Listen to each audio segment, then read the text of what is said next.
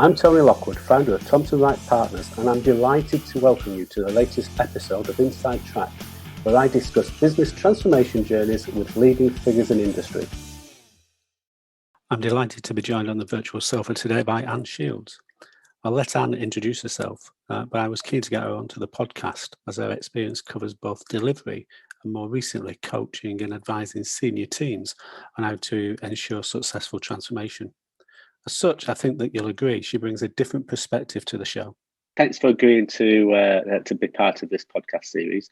I was really keen to get you involved, especially because you have experience of both leading organisations through complex change, but then in more recent years been involved in coaching senior execs in the heart of transformation and creating high-performing teams.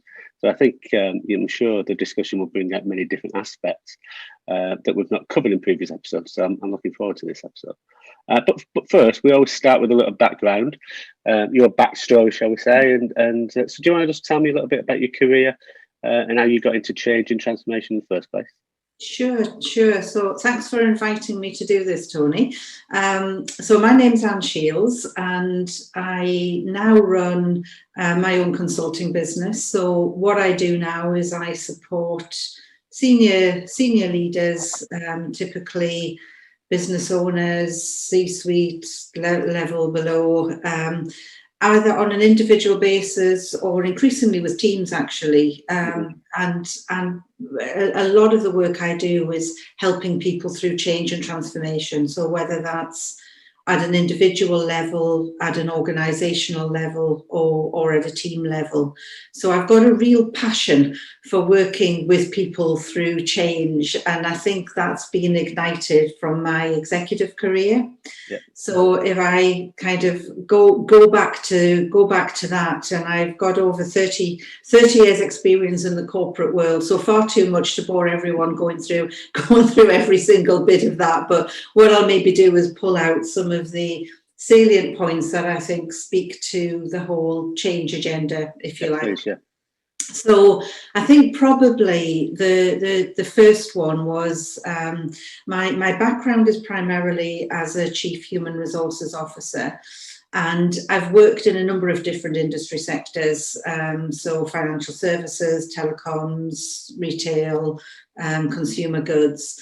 And I was in financial services right in the middle of the global financial crisis. So if ever you want an environment to learn about change and transformation and learn it blooming quickly when you've got the eyes of the world watching you, then that was certainly. Totally agree. So yeah, I had a senior HR role with HBOS at the time, right, and lived through that whole period, including the acquisition by Lloyds Banking Group. And I actually led the integration of the Lloyds and HBOS insurance division from a people perspective.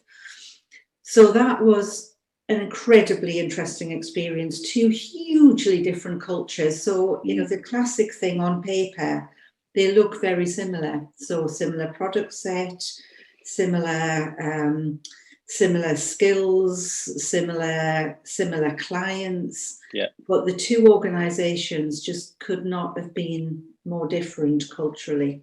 No, I understand that absolutely, and I think my background is financial services as well, and I was RBS, right, and that sort of cultural difference between the Scottish Royal Bank focus and then the English focus NatWest was similar. But I remember also working with some people that had been involved in the Lloyds TSB merger. Yeah. And the feedback I've had from many people is that they never really got that right.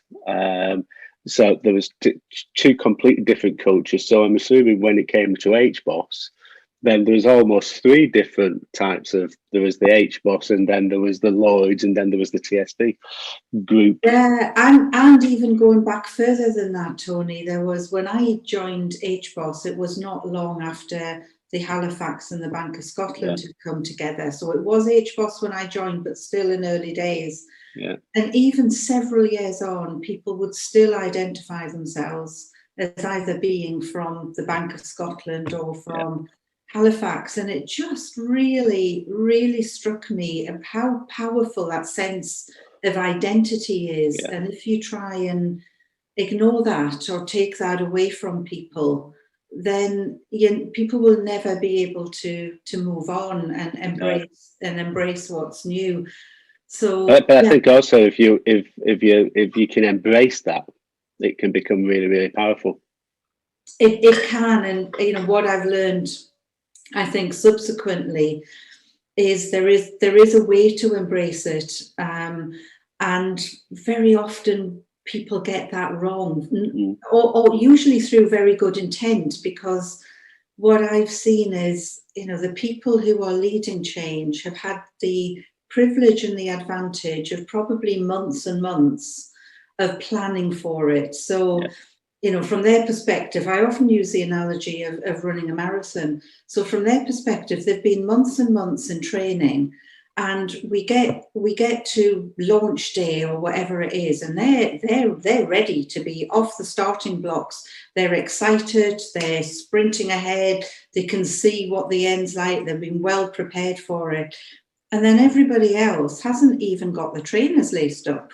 And they've been told to be really excited about this new thing, whatever it is. And nobody's allowed them to almost grieve for what they have to let go of. And there's lots of research about the importance of endings.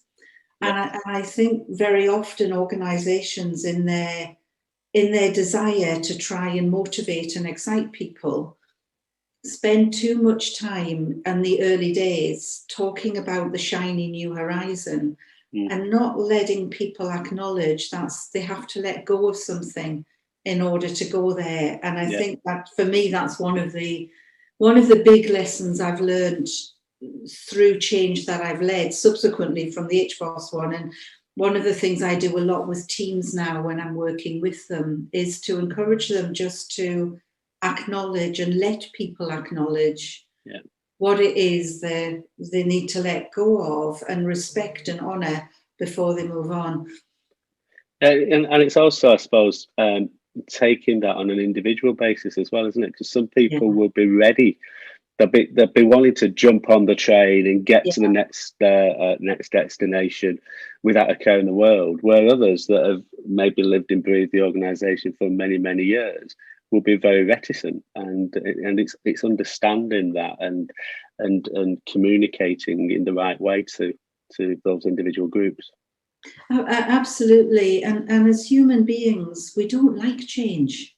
We sometimes think we do, and we can get it intellectually, and we can see all of the rational arguments, but the emotional response to it is something completely different, and you can't help people with the emotional response by presenting them with a rational argument. You have to engage where people are and acknowledge that and help them along the journey. So it's complex, and as you say, it's multidimensional, and what makes us all fascinating as human beings is we're all hugely different. Totally agree. So that was HBOS.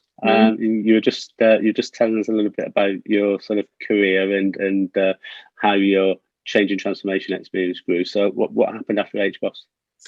Yeah, so I joined Hallmark Cards after HBOS, and I led HR for the international businesses in Hallmark. And we had a huge transformation program to do on the back of a very challenging external marketplace. The whole category of greetings cards was under a lot of pressure. And the business model hadn't really been reviewed for some time. So we did a lot of work to reset the strategy, to review the business model. And this was a third generation family owned business. where length of service was valued, and and there's a lot to be said for that, but equally the downside of that is people were very, very set in their ways. So, but I really resonated with what you said about some people really being ready and willing and wanting to embrace the change, and others feeling very threatened by it. And we had a real mix of that. And then you also overlaid the different cultural aspects of the global the global aspect of it as well. So you had, different, and I don't like putting people in boxes because we don't belong in boxes, but there are some, national differences in how people were reacting as well. So absolutely. It's interesting that you bring up the subject of family business, though, because I'm doing quite a bit of work in the consulting practice around sort of family-owned businesses and the complexities that overlay a family-owned business against any other type of business. And I was talking to someone the other day, and they were saying that the grandson had started to engage with them to take the family business on a digital transformation for all the right reasons. But the grandfather who set the business up was still involved, heavily involved, and almost had a right of veto. So this guy was in his late 80s, and the concept of digitalization was like, what are we talking about? And the grandson was like, had been pulling his hair out because he knows, and the sort of second generation people know it's what they need, but the founder and the sort of the overall sort of leader of the business just wasn't buying into it, and it's having a big impact upon the performance of that business. Yeah, family businesses are fascinating because the complexity of the dynamics that, and some of which are seen, many of which are not seen, are really, really challenging, interesting, challenging, and in my experience, you have to be very, very sensitive in how you tackle them. Yeah, absolutely. So we talked about obviously HBOS in banking, and then moved into a Hallmark, completely different sector. And yes, we've spoken about the added complexity of the global aspect of that and the family side. But culturally, did you see much differences between those two sectors in the way that they were looking at change and the transformation agenda? Hugely, and I've also worked in other sectors as well, and I've had the privilege of working, I guess, like you, Tony, in lots of different sectors. And what strikes me is there are lots of similarities, more similarities than you would expect. And the similarities are probably down to the human side of it and how humans react to change, the differences of the organisational context and the culture around them, and how that human reaction will be accepted or not, or how it lands within the broader culture.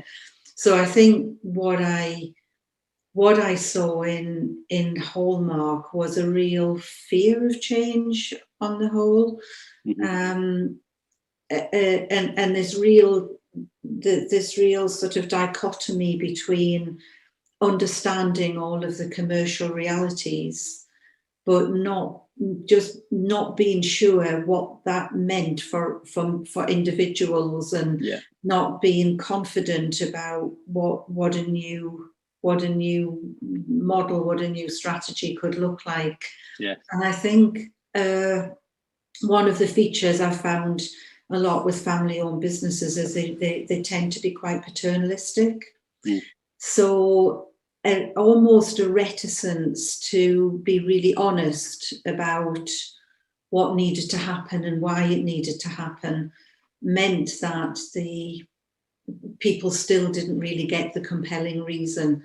So in a desire to try and protect people, in many ways, while the intent is one thing, the impact can be quite the opposite. No, yeah, totally understand. Yeah. Whereas in the banking world, it was much, as you know, it was much more direct. It was much more cutthroat almost. Yeah.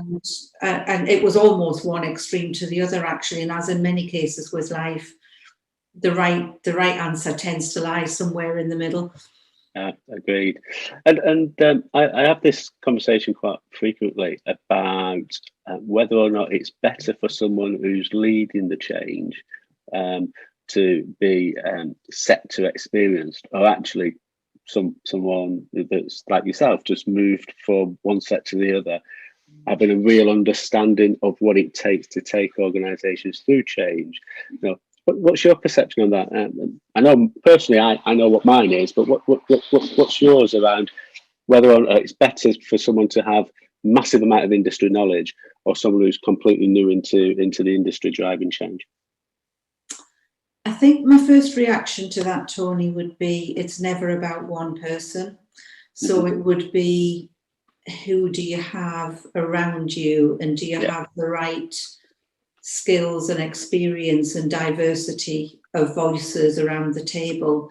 So if the leader is coming from the sector, I would think it's incredibly important that he or she surrounds themselves with people who can have a freshness of but to make sure that they're willing to listen to it. And it's okay surrounding yourself with the right people, but you've got to be prepared to listen to it. And I think the converse would be true. So if the leader is from outside the sector, make sure that they have people around them who have got some depth of experience, and it's that would be my. And it's having that. It leads me on to another thought, but I'd be interested in your perception first. No, I was just going to say it absolutely agree. It's important to have that diversity around that table. That's that team that's leading that change. And the point that you were saying about people having to being prepared to listen. Yeah. But I think equally, it's having people around that table who are prepared to challenge. And because you need both, and that's all too often, especially with again in a family business, that can be quite challenging. A non-family member challenging a family member, if they feel that they're going down the wrong route. Absolutely agree. And it also just prompted my thinking about one of the other things I've learned along the journey is, whether it's as a result of an acquisition, whether it's new teams you put together during change or post change, sometimes people and organizations have a tendency to think that if you get the right individuals and put them together in a team, then because you've got the right individuals, some kind of magic is going to happen all by itself. And these fantastic individuals are going to just gel and work together as a team. And it just doesn't happen, or very, very rarely. And I think a lot of the work I'm starting to do now is to help to accelerate the performance of the team by just putting in some intentional interventions to encourage the team not just to dive straight into the work, but to think about how they're going to work and how they're going to, to your point, get the right amount of challenge, support, the voices heard properly, working collaboratively and not off in silos, how they make decisions, how they deal with challenges, how they have disagreements. And all of that needs work and intention. And it's one of the things that it saddens me when I see teams saying they don't have time to do that, because actually you don't have time not to do it. It's a false economy, isn't it? It's because it'll come back and bite you somewhere along the lines, and often many times. So it takes the program gets extended because you haven't had those really direct conversations, in some cases indirect conversations up front, to get everything on the table and have a consistent and common understanding of how you're taking things forward. I sort of, I'm a big sporting fan, and I always use the analogy of a football team or a rugby team. If you have a team of 11 superstars, unlikely that team will win because their egos will get in the way. Because you need people. And I always find the cycling teams are the best to look at, because they have a team that will have one or two leaders who will, if they're going to win the Tour de France, there will be one or two in that team that will win it. There'll be a leader, and then there'll be a backup. Yeah. And then the rest of the team, they call themselves domestiques, and they are just there to feed and protect and deliver that leader of the team in the right place to win the to win the race. And I think there's lessons that business can use from that sort of approach. I think that is a really great analogy, Tony. And just to build on that, the other thing that team would have is they would all be totally and completely aligned behind a common goal. And the vision, everyone would have exactly the same. Because that's the other thing that I find sometimes in change, that with a group of people, everyone has their own spin on what this means and why they're doing it. And sometimes not enough time is spent to get everyone properly on the same page and properly heard about what, what the destination is, what the goal is. So that, that's when conflict and confusion can arise in the organisation as well. And I've found that's when politics within organisations start to come into play, where personal ambitions and personal agendas start to conflict with the overall organisation agenda and vision. And that's where the frustration comes in, I suppose. Certainly from my perspective, that's why I left corporate life many years ago. Just had enough of that politics. Yeah, and it's just such a... I mean, look, politics are always going to exist when you have groups of people together. It's when it becomes destructive, and when you look at the amount of energy that's disproportionately spent. And very often it's because people don't have the right conversations in the right way. That's right. And I think that's coming back to the sort of transformation space.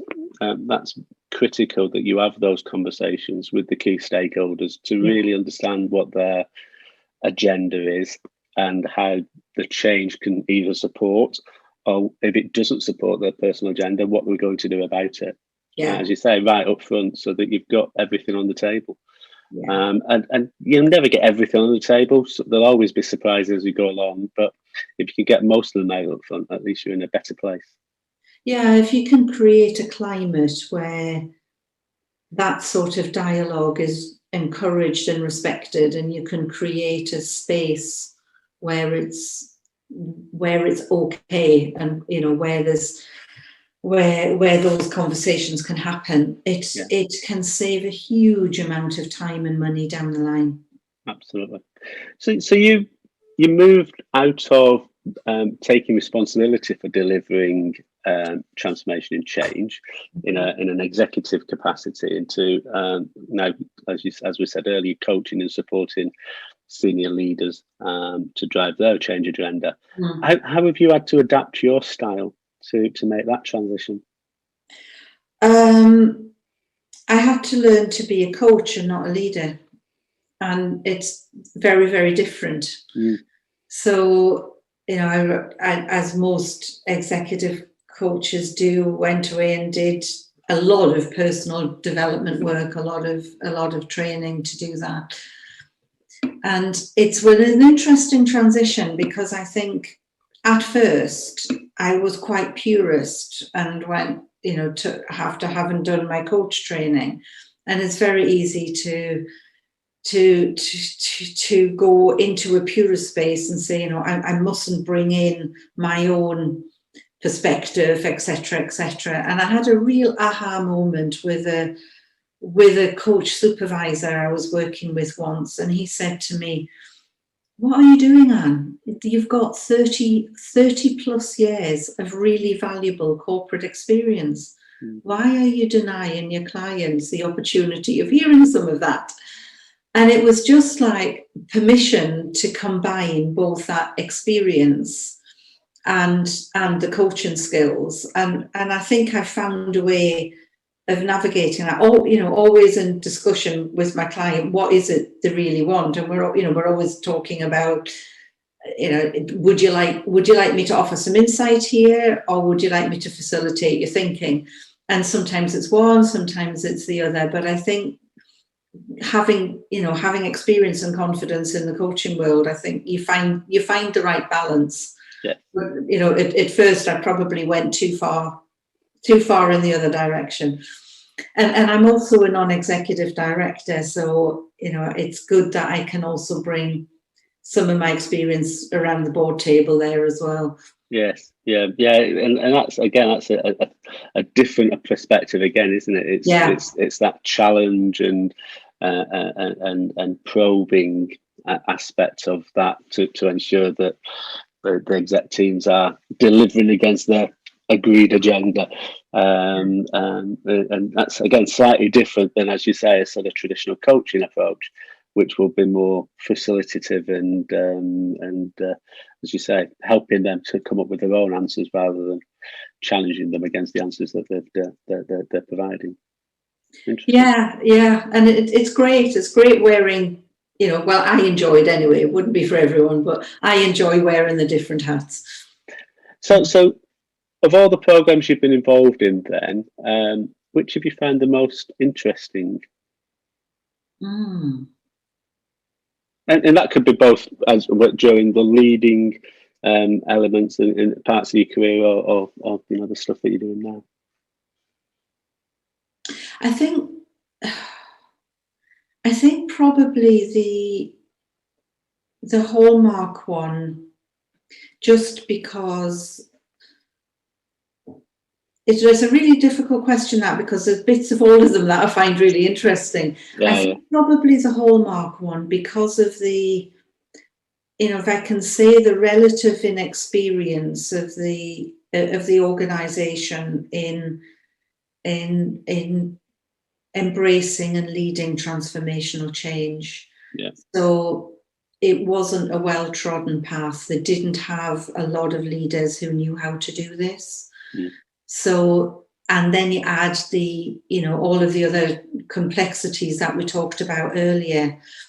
So when all of that converges, and, not a whole load of expensive consultants and resources like, the HBOS loads one would have had, that made it really, really interesting. And I'm still working, doing different things, but still working as a consultant now rather than within the organisation. So it's something that I've been able to see over quite an extended period, which is also really rewarding, actually, when you can see some of that change. But yeah, that was interesting and challenging.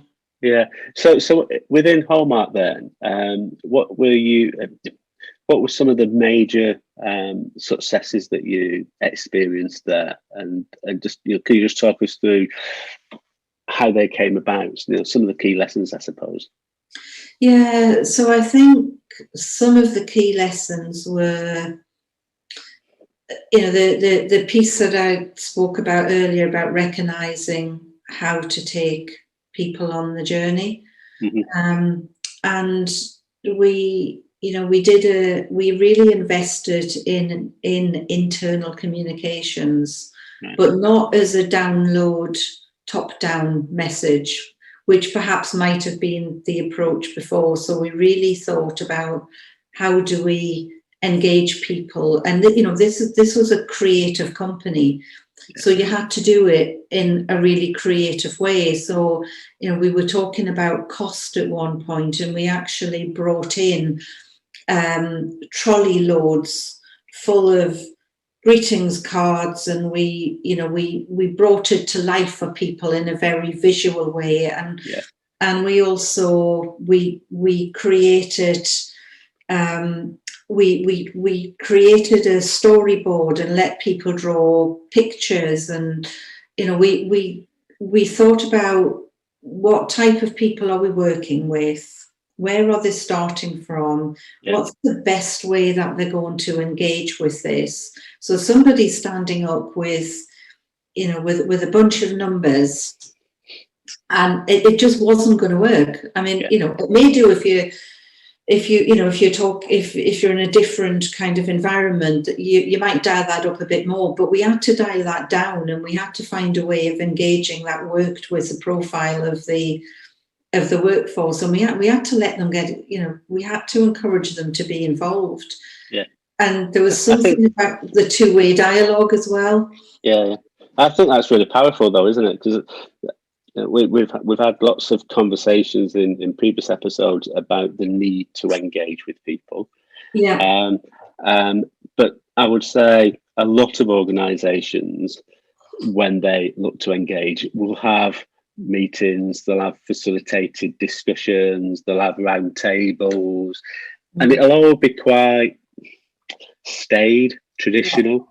But as you say, just bringing in different ways, looking at things in a different, with a different sort of lens or a different perspective, and getting them. But they probably didn't even at some stage think that was part of the change progress. Exactly. You were just taking them on and doing stuff that they would naturally be getting involved with anyway. And I think that's quite powerful. Yeah, there's something about ongoing two-way dialogue, and not the set piece stuff. And it's really tough, especially when you've got a large organisation. Because people see through that, don't they? They see if it's just like a static type of approach. They see through it. They know that actually you're just engaging, but you've probably already got the clear vision about how you're going to take this forward. So let's just cut to the chase and tell us what you're going to do to us, type of stuff. Yeah, exactly. I think transparency and authenticity are really, really important. And there were times when we stood up and said, we said we would engage every 2 weeks or whatever it was. Actually, we haven't got anything else to tell you. There's nothing changed since last week. But the worst thing you can do is cancel a meeting. So you just say, we haven't got anything to tell you. So what would you like to ask us? Because if you cancel the meeting, then people start thinking, well, what's going on? Are we going down a different route now? They don't want to tell us, and all of that. You can't stop the conversation, can you? No. You can sort of lead the conversation, but you can't stop the conversation. No. Because people will have a conversation themselves, and it'll be off agenda. There's a wonderful story, if I can indulge myself for a moment. No, absolutely, yeah. From my HBOS days, which I tell quite a lot because it really brings it to life for me. And it was at the time when a number of, cost was going out of the business, some sites were being closed down. So there was a real sense of fear and anticipation in many places. And one of the call centres had one of the most brilliant leaders leading it. He was really superb. His staff loved him. It was fantastic. He had gone down on a Sunday morning to the swimming pool with his toddler, and gone in, got changed, took his toddler swimming, went into work on Monday morning. And on Monday morning, there was 3 or 4 people outside his door and said, right, come on, level with us. Well, we're going to close, aren't we? I went, what? Where did that come from? And they said, well, we saw you in the swimming pool on Sunday morning, and you couldn't even look us in the eye. You didn't say hello. And he said he'd been up all night with a new baby. He'd taken his toddler out swimming because his wife was trying to get a bit of rest. He was absolutely exhausted. He genuinely didn't see them. But because he hadn't said hello, by Monday morning, this had got to the point of, because he didn't speak to us, they must be closing the site. And it just, that the unintended consequences of, and the whole sense of the shadow of the leader, and how people look for any tiny little thing. And, you know, as you say, communication is everything, because people will fill the gaps themselves. And that was just utterly crazy. But it's how people felt. No, I agree. And it takes me back to I was on LinkedIn last night, and a ex-colleague, 25 years ago, we worked together, and he put this note up. He was doing a presentation today, and he was talking about, and it's been talking about people that have influenced him in the past. And he referred back to this guy that we both worked with probably 25, 30 years ago, and used a quote. And it was a guy called Mike Geacock. He's been on one of the episodes a few months ago. And he came up with a phrase that he uses often is, if I remember it correctly now, nobody cares about what you know until they know that you care. And that stayed with all of us that work with Mike. But again, going back to that story that you were just saying, that guy obviously cared about his team, and the fact that as a one-off, it appeared that he wasn't caring about them. It suddenly it came across as, well, something must be amiss. Absolutely. It is interesting, that sort of, as you say, that the role of the leader in taking the team on that journey and engaging with the team and embracing that process is absolutely critical. It's hugely important. And another phrase that I like to remember is, you know, the one, I may not remember what you said, but I'll always remember how you made me feel. Yes. Great. So, you know, again, people can stand up with a whole load of PowerPoint slides, and, you know, 9 times out of 10, people won't take it on board. They won't remember it, but the way in which you interact with them, they'll remember that. Yeah. And it is that power of the story as well, isn't it? And you know, and as you say, that there's the great speeches in history. Yeah. It's not what they said, and many times it's how they've said it, and it's the emotion that it's sort of engendered within you that you remember. Not necessarily the words, but it's the emotion, isn't it, that you remember. Yeah. Blimey, that got a bit deep. Yeah, there we go. Changes people. It is, absolutely. So obviously we've been talking quite a lot about engagement and taking people on a journey. What other elements do you think are absolutely vital to have in place to drive successful change? Yeah, I think having a clear plan, but acknowledging that plan will need to change, and sharing as much of that with people as possible, having some clear measures of success, and communicating what they are and celebrating them along the way is really important, because change is a big hairy monster, and you know, you could arguably say you never get there.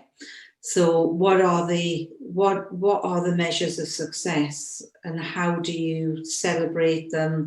How do you learn is the other thing as well, because things aren't always going to go right. Yeah. So when mistakes are made, which they will be made, acknowledge it, take the learning from it, and move on. Now, the same mistake keeps getting made over and over again. That's a different matter. But I think you have to let people experiment. You have to let people know it's okay that things, we're not going to get it right all the time. Because if you run through something that you get it right 100% of the time, you've not really pushed the envelope, have you? No. You've taken the safe option every time. You really have to embrace mistakes. And as you say, if they keep happening, that's a different story. But let's embrace them, let's learn from them, and let's move on, because that's when you are really pushing the envelope. Absolutely. And you know, finding a way of celebrating when you have successes, and sharing that in a way that is meaningful. Yeah, and it doesn't have to be big, does it? It doesn't. No. It doesn't have to be a massive celebration. Sometimes it's simply a case of tapping someone on the shoulder and saying, "That's a really good job there," or sending. You know, I remember again going back into the bank days, but just getting a little postcard from the director of the division that I was working in, just saying, "Yeah, that you did really well there." It's like, wow, he's recognised me. He's seen me. I'm not just another sort of number on his in his operation type of stuff. That can be really, really powerful for people. Yeah, it can. Really powerful, really powerful.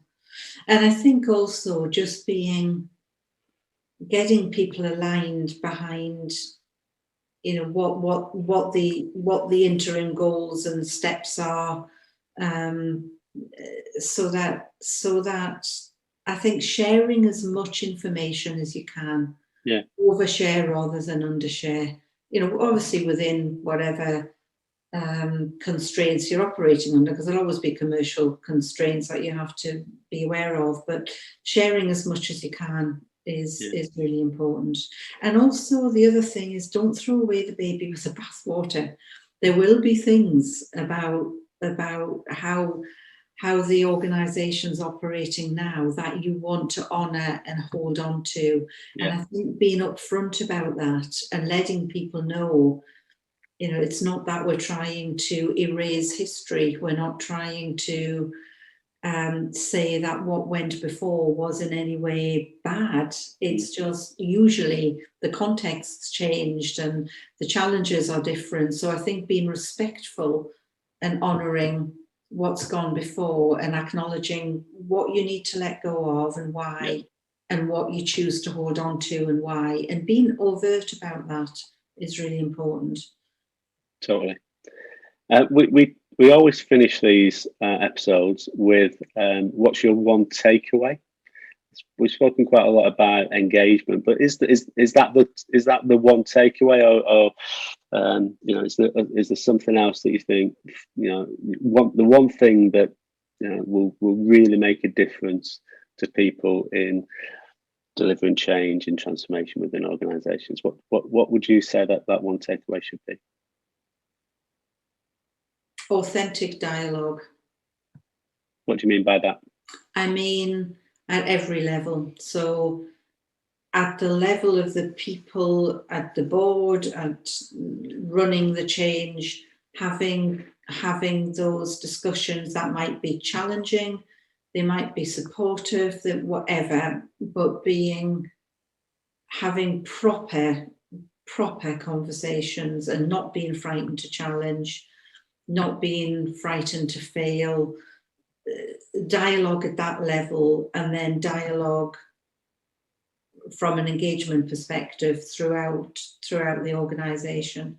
So listening and dialogue, I just that would be my biggest takeaway, I think. Excellent. Well, thank you very much.